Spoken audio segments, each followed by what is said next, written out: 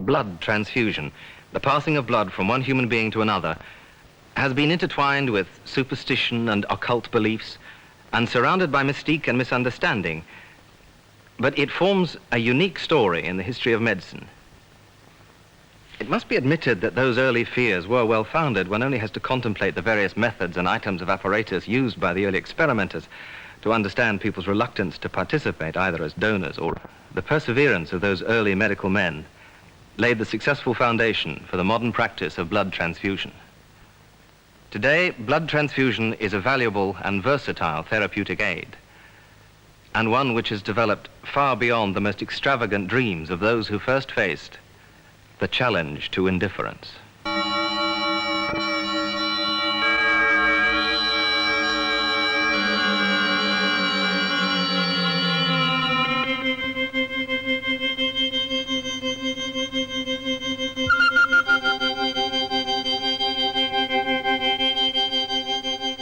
Since the earliest times, man has associated blood with life. He noticed that any appreciable loss of blood was almost always followed by loss of life.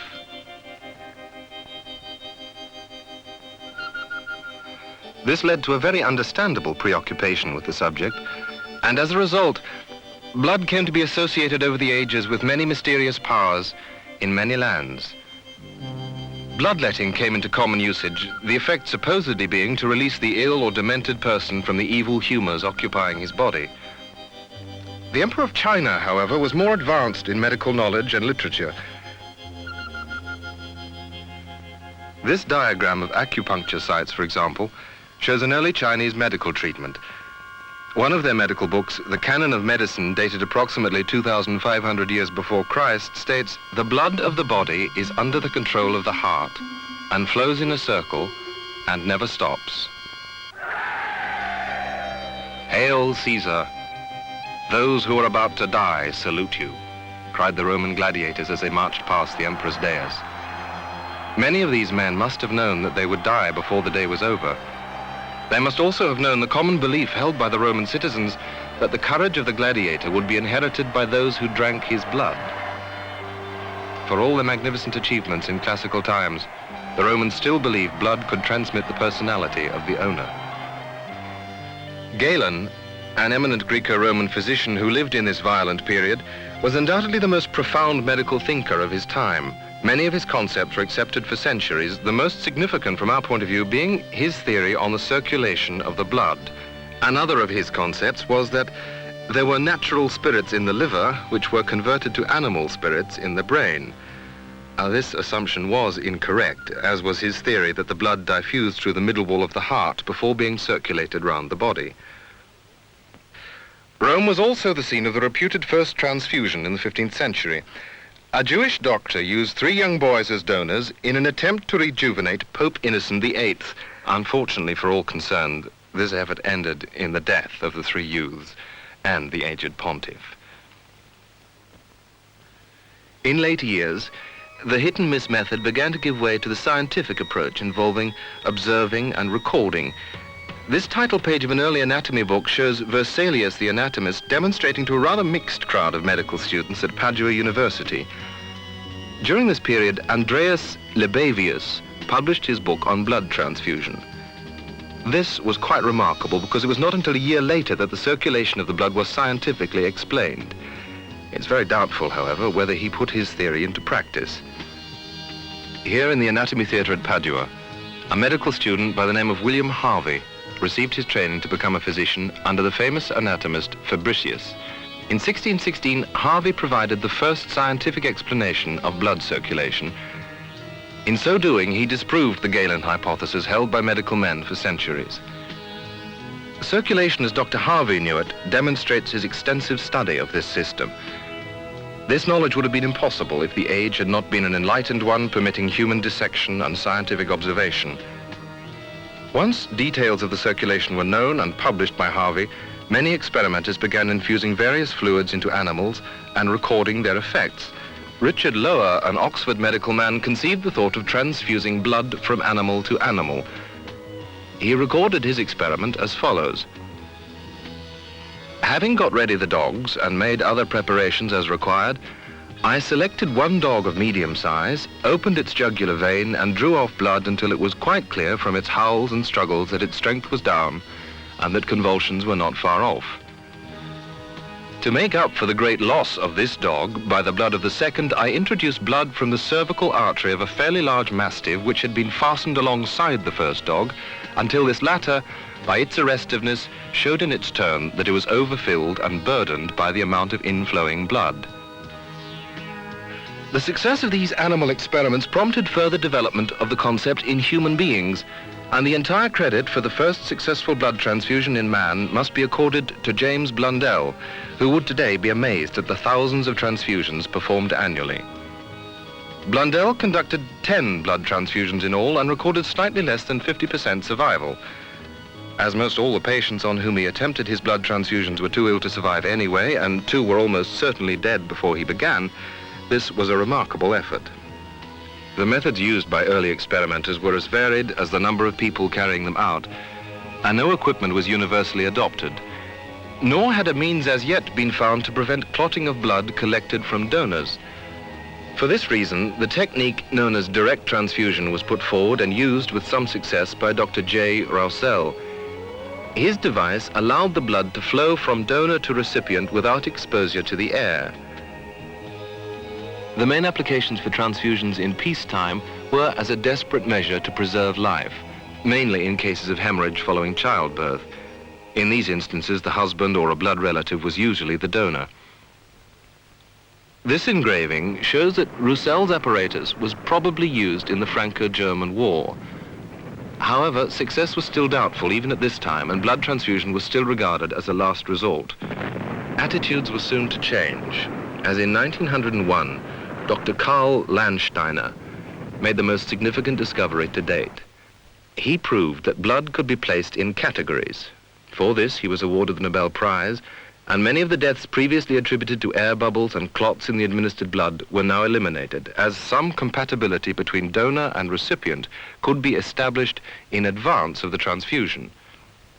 The year 1914 brought another major breakthrough, when Professor L. Agote in Buenos Aires performed the first successful indirect blood transfusion by the use of an anticoagulant agent known as sodium citrate.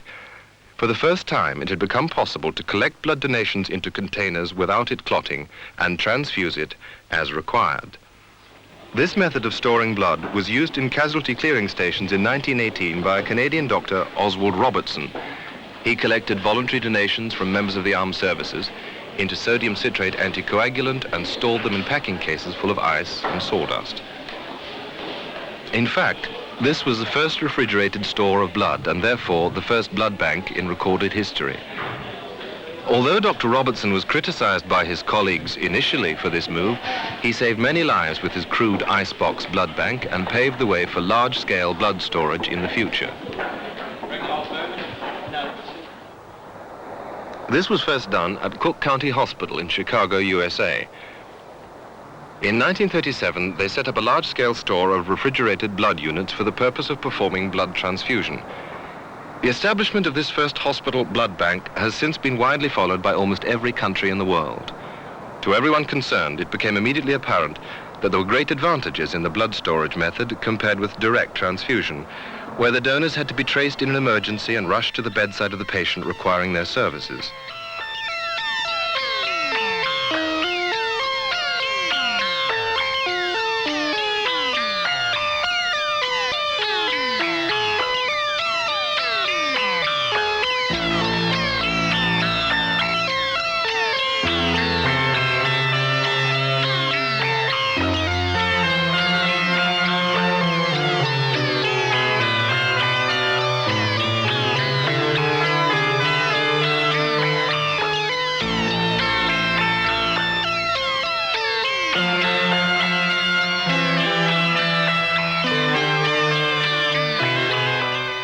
New Zealand was not far behind world trends, for in 1928, 30 members of the Wellington Rover Scout Troop became the first voluntary group donor panel available to the public as direct transfusion donors. Prior to this, all transfusions were privately arranged by medical practitioners, more often than not with professional donors if family members were not suitable. It's of interest to note that these donors were paid 3 to 5 guineas on each attendance as an incentive. The days of the paid donor were coming to an end, however, as in 1932 the first New Zealand blood transfusion service was formed in Wellington. They adopted as their symbol the heraldic pelican, shown in this window display, which was arranged to attract more donors to the service. Members of this voluntary organization were motivated by humanitarian rather than mercenary ends, as is reflected by their motto. In 1940, the rhesus antigen was discovered by Drs. Landsteiner, Peters, and Weiner in these monkeys, from which the antigen derives its name. This enabled blood categorization to be carried a further step forward. It allowed classification of all blood into either rhesus positive or rhesus negative groupings. Thus, the combination of ABO and rhesus grouping distinguishes 8 fundamental blood types. These groupings are the foundation of blood group categories to the present day, and all persons fall into one or other of the 8 basic types. The incidence of individual blood types varies considerably in different countries, though there is usually a predominance of rhesus positive persons over those who are rhesus negative. This does not mean that rhesus positive blood is any less valuable, for as a percentage of the population, they also have a greater requirement for transfusion. In recent years, the horizons of medical knowledge have widened rapidly, and with this increased knowledge, blood usage on a day-to-day basis has expanded to create a heavy demand, necessitating the formation of transfusion services throughout the country. Today, New Zealand blood transfusion services operate full-time donor clinics in most cities and conduct mobile unit collections in the rural areas. In this way, the donor potential of the entire country is utilized, helping spread the obligation of blood supply over as much of the population as possible and lessening the strain on urban donors who otherwise would face the entire demand alone. People are the only source of blood, and the reasons why individuals become donors are as varied as there are varied types of personality and character within the community.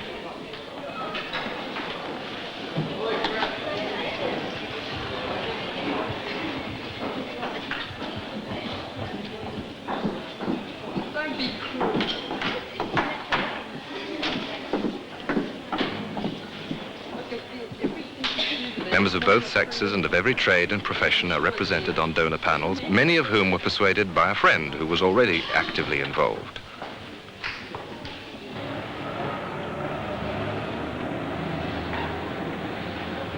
Publicity material displayed in donor campaigns, public places, or places of employment provides the incentive for others.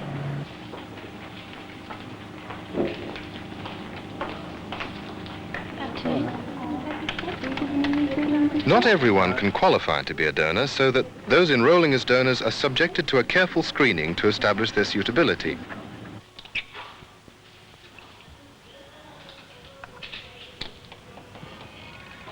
Most people in normal health do qualify, however, and as a routine donor safeguard, a small blood sample is taken to ensure that no anemia is present and that the donation will not cause any physical inconvenience. Several methods are available to assess the hemoglobin levels, ranging from simple specific gravity tests to photoelectric colorimeters linked to direct readout digital computers. These preliminaries are essential for the health of the donor and the safety of the recipient and ensure that blood collected by the transfusion service is of the highest possible quality. Filling up? Yes, so just about there now. Take long, about 10 to 15 minutes, but it will take longer. Once there, just slow. Each donation is identified by a unique set of serial numbers which are used to identify the various components of the donation. By doing this, it is possible at any time to correlate test results to the unit of blood or the original donor. That's quite good for down here. Challenge.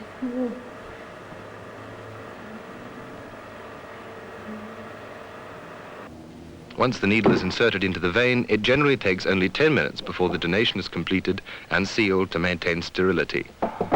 This technique is the same everywhere at both city and mobile unit collections.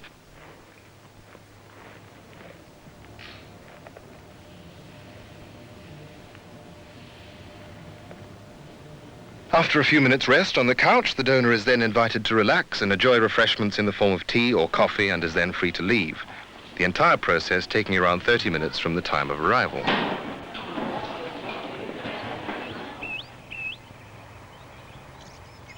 The blood collection procedures have been greatly simplified in recent years by the development and introduction of disposable plastic transfusion equipment.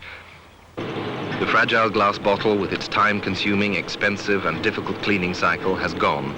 It's almost totally replaced by pre-sterilized disposable plastic donor packs in a variety of sizes and combinations to fulfill any transfusion services requirements.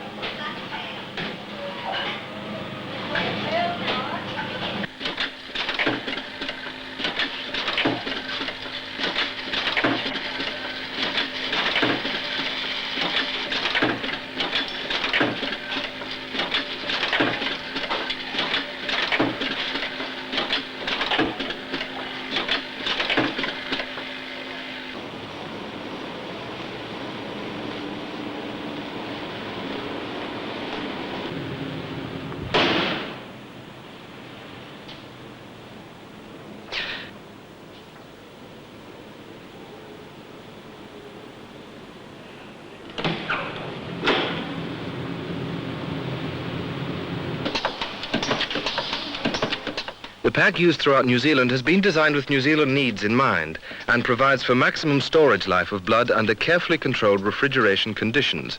These are monitored by temperature recording devices and alarm systems to provide warning of refrigerator malfunctions or variation in temperature outside of ideal limits, which would result in a deterioration of the blood cells and in the blood being unsuitable for transfusion.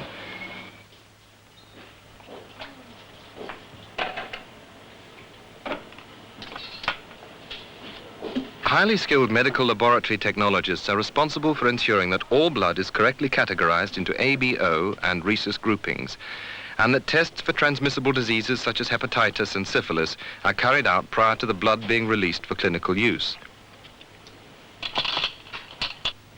The grouping and rhesus typing technique depends on a simple reaction known as agglutination, shown here on the left.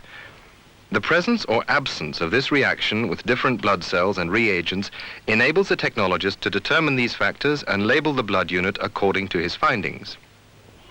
This basic technical means of classification applies to the majority of blood groupings. It includes the cross-matching of blood to establish which blood units from the bank are compatible with a particular patient and thus safe to use for transfusion.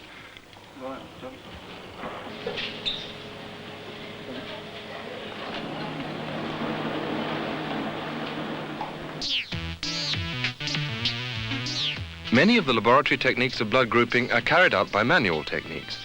However, some procedures in larger services are performed by automatic machines known as auto-analyzers. One of the advantages of these machines is the great reduction in time taken to perform large numbers of screening tests for typical and atypical or rare blood antibodies.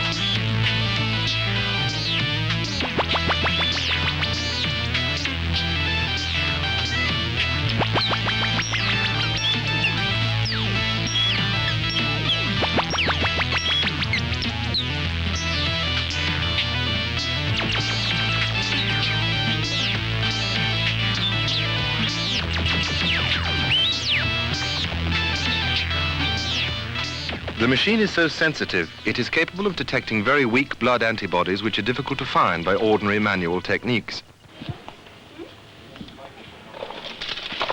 Routine testing for hepatitis carriers amongst all blood donors throughout the country is also carried out on each sample before the blood is released by the laboratory for transfusion to patients.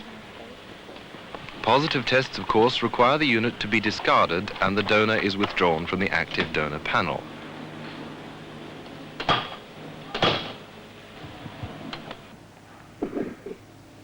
After the complete range of tests has been completed and the unit's cleared of any transmissible diseases, it is held in the blood bank and becomes available for therapeutic use in a variety of situations.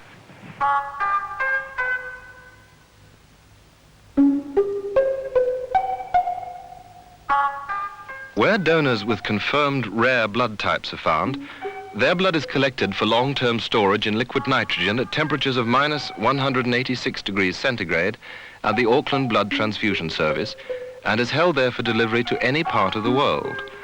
Although the blood normally collected and stored in a refrigerator only keeps for 21 days, by removing the plasma from these rare blood types and protecting the cells which have rare antigens with special sugar solutions, it is possible to super deep freeze the blood. Unfortunately, this method of blood preservation is too expensive for the storing of other than extremely rare units, which may be held indefinitely until such time as they are required.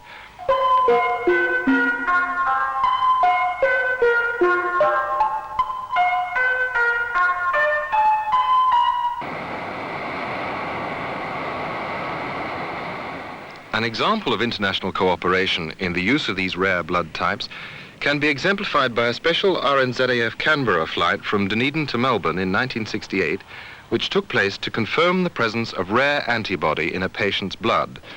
Once it was identified, reference to the lists of donors held at the Blood Group Reference Laboratory made it possible to obtain 4 pints of blood from Australia, 2 from Britain, and 1 from Finland.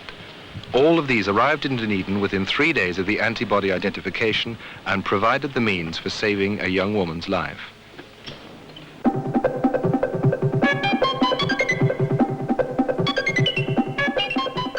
Frequently, transfusions are necessary in cases of serious injury where there is a sudden loss of a large volume of blood.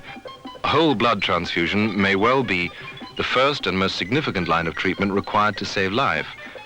Such cases are among spectacular examples of blood usage involving dramatic urgency in the requirement of blood.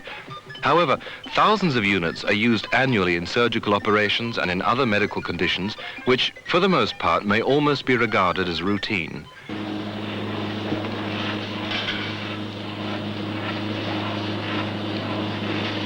Blood may be lost in many surgical procedures. By simultaneously replacing the lost blood with transfused blood, the patient's blood volume can be kept at a normal level. With blood made available by New Zealand Blood Transfusion Services, it is now possible to conduct operations safely, which at one time would have been too hazardous for the patient. Operations on even that most vital organ, the heart, are now performed in comparative safety.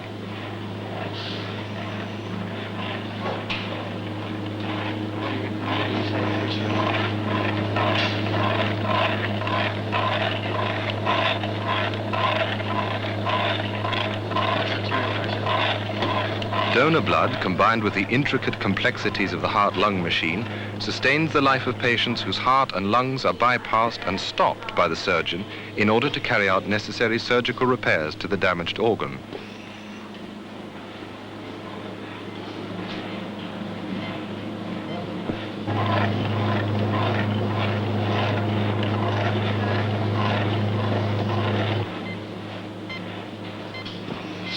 Many previously incurable heart defects can now be remedied, and patients who previously had a limited life expectancy and who were extremely restricted in their physical activities may now look forward to the future with the hope of leading an almost completely normal life. The operation which you have just witnessed has been the result of the development of the heart-lung machine, a most ingenious apparatus, plus the development of surgical techniques to overcome the problems of operating inside the heart, and finally the use of blood donated by blood donors throughout the country. Each year, hundreds of patients undergo this type of heart surgery and benefit from these gifts of blood.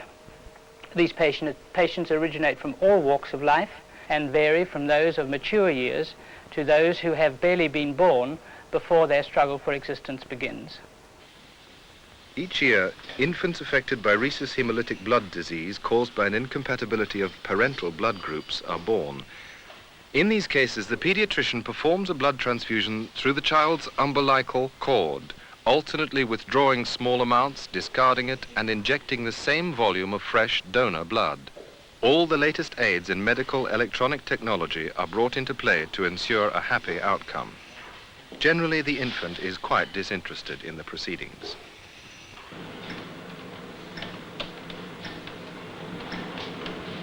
A recent form of positive treatment developed by blood transfusion services is a blood antibody component collected either from mothers who have previously delivered Rh babies or from deliberately immunized male volunteers. This immunoglobulin is used to prevent the formation of Rh antibodies in rhesus-negative mothers. To produce this special blood component, donations from those persons who have the special antibodies in their plasma are necessary. In these circumstances, the bleeding procedure is slightly different to the normal method.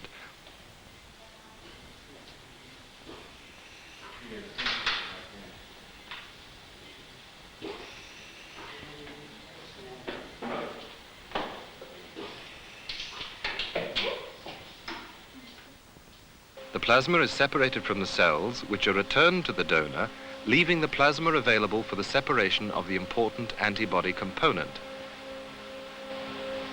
The advantages of plasmapheresis are that donors of these blood plasma components may be bled with greater frequency than every 3 months and without risk, making more of the important antibody available for clinical use. An important factor in blood banking is that the storage life of a donation is about 2 weeks and never more than 3. Changes occur in the chemical and physical properties of the red cells during storage which cannot be prevented and which determine the expiry time of the blood. In any locality, it is impossible to predict the exact requirement of a blood transfusion service, so to ensure an adequate supply of all groups and to be adequately prepared for emergencies, it is necessary to bleed more than the service will on average require. This inevitably results in a proportion of blood aging beyond its expiry date and becoming no longer suitable for use in transfusion. Thus, the system of blood banking calls for what may superficially appear to be a wastage of blood. The cellular constituents of blood deteriorate steadily during storage. However, its liquid component, or plasma, suffers no appreciable deterioration at all. By removing this plasma from time-expired blood and processing with due care to avoid bacterial contamination, the transfusion service can make available a valuable product that is as useful, or in some cases even more useful in saving lives, than whole blood.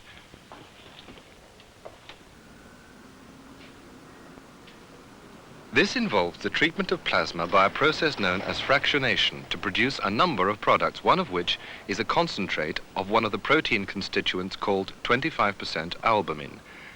Fractionation is a complicated procedure which cannot be carried out on a large enough scale to be economically performed in New Zealand. Therefore, when the plasma is removed from time-expired blood, it is flown to Melbourne, where it is fractionated at the Commonwealth Serum Laboratories.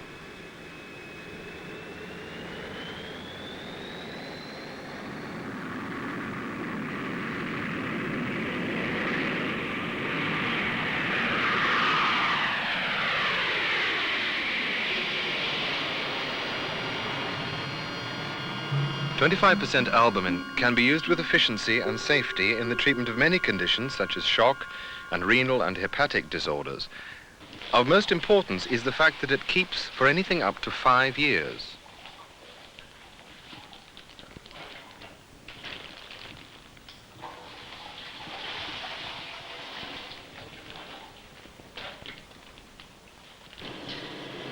It's largely free of toxic chemical substances and is entirely safe from the risk of transmitting hepatitis. At the same time, other products of fractionation, such as gamma globulin and fibrinogen, also become available at low cost through the contributions of plasma obtained from the blood on New Zealand donors.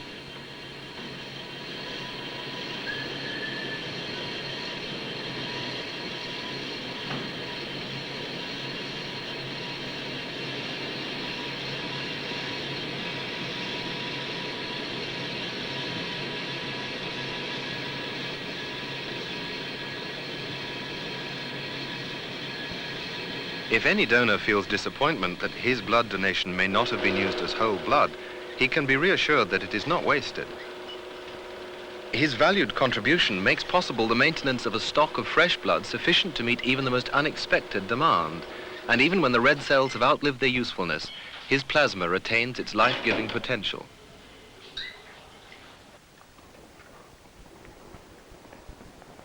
Many more specialized blood components are also prepared to be used for specific purposes, such as in the prevention of tetanus and excessive bleeding where the patient's own blood is not able to coagulate. The administration of these special components frequently produces a dramatic cessation of bleeding and leads to rapid recovery.